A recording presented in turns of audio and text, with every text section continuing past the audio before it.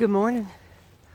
You know how we talk about going towards that western sunrise together? Well, there it is. There it is. That's one of the prettiest sunrises I've seen in years. And I am so thankful that I got to catch that this morning. Not only is it a beautiful sunrise, but it's beautiful fog in every direction here. There's a faint mist in the air. I feel it on my face. And I've not had a good few days. It's been rough. Family stuff and friend stuff. Nothing personal for me and my husband, but there's been some problems with people that are close to us. There's been a death in the family that's not directly connected to us. And on top of that, I think everyone I know has the same cold. We all feel like crap and we have a snotty nose and we can't breathe good. And I haven't been sleeping well. So it's been rough the last few days. But I'm thankful to be alive. I'm thankful to have the beautiful place that I do. And I'm very thankful that I get to capture it on video to share with everyone who wants to see. And I think that is just absolutely glorious over there. It's magical, cosmic. Getting to see that glorious sunrise coming up through the fog over the mountains. It's so pretty.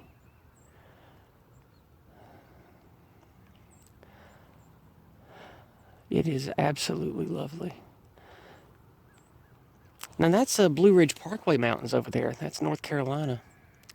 For those of you that like to travel the east coast of the U.S., that's Blue Ridge Parkway Mountains over there. It's the border of North Carolina and Tennessee. All right. Well, what else does this morning have to offer us, friends? Well, what it has to offer is a bunch of fog. It's pretty gray in every direction and mist covered. But as soon as I saw this sunrise, I beat feet to race over here as fast as I could and get up on this hill. And clouds are going in front of the sun now. Look at that. Look how gorgeous. You can even see it start to get sort of rosy magenta up on top. I hope that the camera can pick that up. All right, well, I tell you what, how about I stop gushing about the sunrise and we walk and have a talk? How about that? So, now that I'm done having fun talking about the sunrise, not last night, because I forgot, I'm recording this on Monday morning to upload Tuesday morning. Next week is the last of my streams of the year. It is going to be a community stream for holiday cheer. So, Christians and pagans both invited. I will be inviting dozens of people who have been on my Discordant Dragon streams in the past to see who wants to come hang out for a few minutes or a long period of time, say hello, hang out with us, share holiday cheer, that kind of thing. And of course, this will be open to my longtime supporters and friends of the channel. People like Violence is Life, Shelly, people who have popped on over the years but aren't really like content creators themselves or anything. I'm offering them a chance to come on and share holiday cheer and talk to us for a little while. So that will be in place of my usual Discordant Dragon stream next Monday, the 23rd of December. So, and then after that stream, of course, I'll be taking the rest of the week off for holiday stuff, Christmas, family time, etc. So, with all of that out of the way, what are we going to talk about today? Well, we are going to talk about family. Family. Because I've had to do a lot of family the last few days, and it has not been very fun. My mother and her husband had a death in the family connected to both of them, so they had to travel and rearrange some last-minute Christmas plans, and I have had to talk to some cousins and an aunt that I haven't spoken to in years, and it went well. That was nice. So when it comes to dealing with family, I find that they remember who you were a lot more than they care about who you are. Now, I don't know if this transcends the test of time or if that's just how my personal family is, but it made me think. This is why I think that it's so important for parents to be good parents and anyone connected to children to be wise and noble and true. Because when I was around my family and had to talk to some cousins and aunt of mine, they don't care about who I am as an adult. They care about who I was when they remembered me younger. And that made me think how I've changed, how this world has changed me, for good and ill, mostly ill. And it just made me think how thankful I am to, despite the shortcomings of my family, I had a family. I had a real mother, a real father. People who raised me and taught me right from wrong, how to hunt, how to fish, how to behave, taught me how to be stoic, taught me how to, the value of truth over lies, taught me the value of goodness. Now, it was taught to me through a Christian lens, but I don't guess it has to be. I know that many of you who are faithful and really believe in God and Bible stuff, you'll say that that's the only way. Well, I ain't convinced of that. I think that there needs to be something that separates man from the divine, and there needs to be some semblance of a moral divine order that is above man. I don't think that it necessarily has to be Christianity. It's just that's what's worked for us for a really long time. And yeah, I know it's all paused and broken and shit now, but I still think that it was good that I was raised the way I was. I'm thankful I was raised the way I was. That family cared about me. They wanted me to have a successful life. They wanted to keep me safe from the ugliness of the world. And they did the best they could to equip me, not just to survive, but to thrive. And I think that most people, I don't think, get that kind of upbringing anymore. At least, not from what I can tell from talking to thousands of people online anyway. So what about you? How were you raised? Are you thankful for how you were raised? If you could do it differently, what would you do differently when it comes to raising children of your own? Did you mess up? Did you do it poorly? How would you change yourself? What do you wish you were taught that you weren't? These are the things I've been thinking about the last couple days. I don't think I'm cut out to be a parent.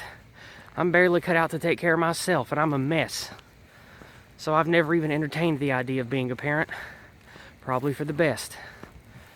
But I think a lot of times, what would my life have been like if I was not a sex mutant? If I was not a gender mess up, a gender mistake? What if I had a normal husband and wife and kids? What if I had those things? I can't even imagine. That's so far outside of what I am, I can't even imagine it. But I thought on it a while, and I think that the main danger, the main thing that would worry me about being a parent is the influence of this cursed evil culture that we live in. Because you can put your entire life into raising the wisest, best child that you can. And then TV and media and school teachers will just pervert their minds and steal them away from you. And I think that's why so many parents now jealously guard their children and don't want to send them to public school. They don't want them to have a smartphone because they're like me. They know, they see the manipulation, the mind poison. They see it, they know it's there, and they don't want their precious progeny to be infected with that garbage. So let's move away from kids now. Let's talk about other family, other things that you invest yourself in.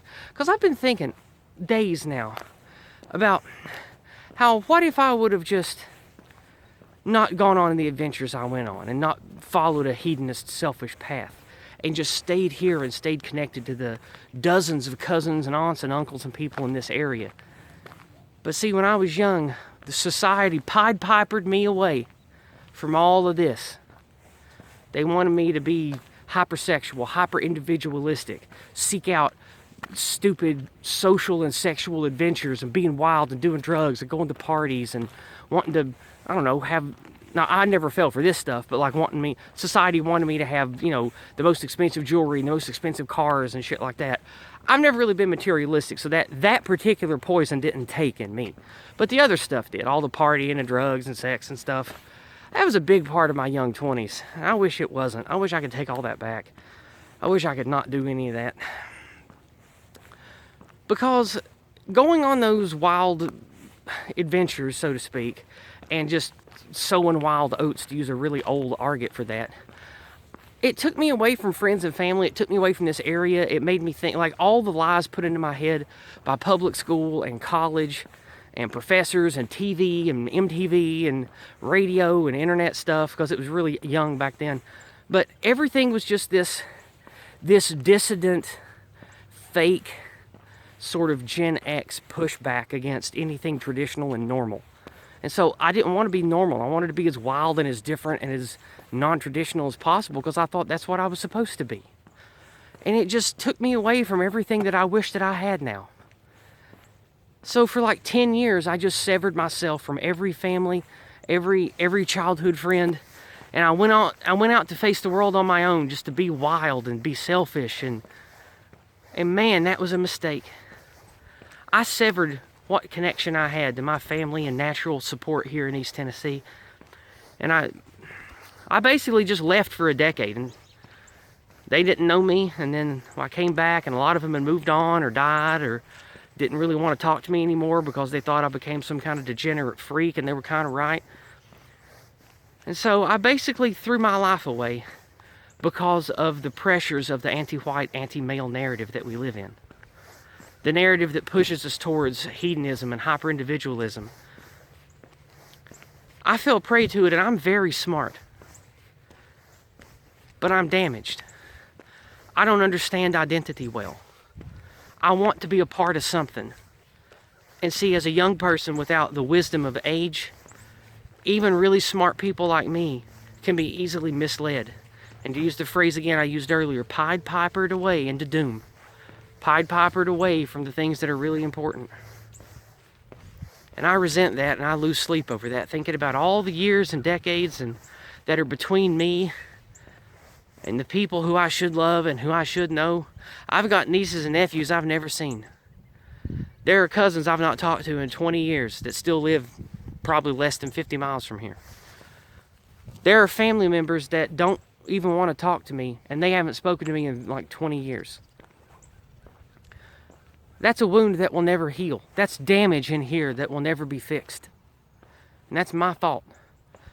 But it's also the fault of this cursed, evil society we live in. These anti-white scumbags that have been chiseling away since the early 1900s. These, whether they be Marxoid Jews or greedy capitalist pig dogs or whatever you want to call them, right? Like these soulless, evil people that want to remake man, that want to control us like cattle. There's many stripes of them, Jewish or not Jewish. And I feel like my life was poisoned and hurt by that, and you probably feel the same way too. And that's what I can't let go. I feel like something should be done, but who's going to do it? Something should be fixed, but who can fix it? Someone should be punished, but who has the power to punish them? These are the things that haunt me and make me upset. I try to talk about this stuff to my loved ones, but they don't really understand. They don't understand, they don't get it. When I try to talk to my mother or someone of her type in my family, all I get back is just this blank wall of love Jesus, trust God, basic bitch Christian, not stupidity, but basic bitch Christian faith stuff. It doesn't help me at all.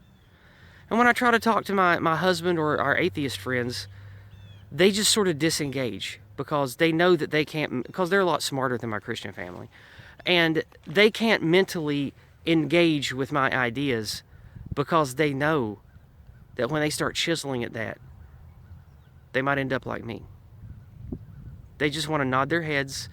They don't want to think. They don't want to care. They just want to go to work, play their video games, watch their TV, play with their kids, build their models, play with their toys. These are people my age, 40s. They just don't want to care. They don't want to think about it. I have two friends, one through my husband, one not, who are around my age. And they, both of them, they're both guys. They're both in their young 40s. And they sometimes will agree with me and talk to me a little bit about how messed up things are.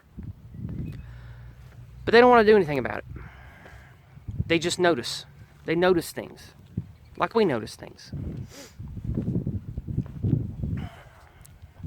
And so we come back to my same issue that I always have. I want to motivate people to do something proactive to fight this cancer, but nobody in my area will. Nobody wants to. Nobody wants to care. Nobody even wants to fucking talk about it. And that's what I experienced. That demon plus the demon of loneliness and feeling like this same evil that I notice and fight today is the same evil that perverted me and subverted me 30 years ago when I was a teenager and pulled me into a decade of hedonism and retardation that severed my connection to my family. And when I talk on my streams about how the evil people, they want to sever that bond to family, they want to break the link in the chain to make us completely untethered and deracinated so we can be easily controlled and shaped into the cattle they want us to be. That's what I'm talking about. Me, my own experiences, I know. I suffered for it. I was victimized by this horrible narrative. And I live with that pain and that loss. And I think about that every time I'm around family and have to talk to people that look at me and like they miss me because they don't know who I am. I didn't grow and change and act like the regular people around here. And I wish that I would have. I wish that you didn't know my face. I wish I didn't have a YouTube channel. I wish I didn't have all these ugly experiences that I've got. Dealing with the anti-whites at universities and shit. Traveling the country. I wish I didn't have these experiences. I wish I was normal. I wish I lived a normal life here and didn't know anything about what was going on and had my head in the sand like my family. Because then at least I'd be happy. Or happier, I guess. But that is not my lot in life, I suppose. And so I talk about it because maybe I think maybe me talking about it and putting these ideas and words out will do some good in the world. So that's why I have these little blogs, these little talks. Not only does it help me, because I get to get what's on my mind out, it helps me get the burden off my chest, so to speak. Maybe it'll help something else too. Maybe it'll help things bigger than I am. I don't know. But man, it sure is pretty here. So I think we're going to stop here. We're going to admire. We're going to admire the beautiful clouds, the beautiful fog, and this gorgeous house. But I realized I've been talking for a long time. I don't know how long this video is.